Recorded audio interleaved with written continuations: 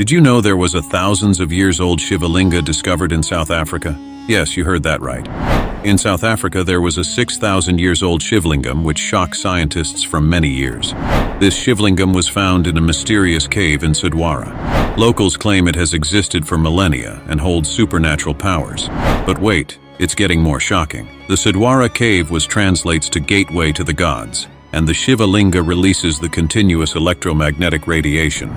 So is it possible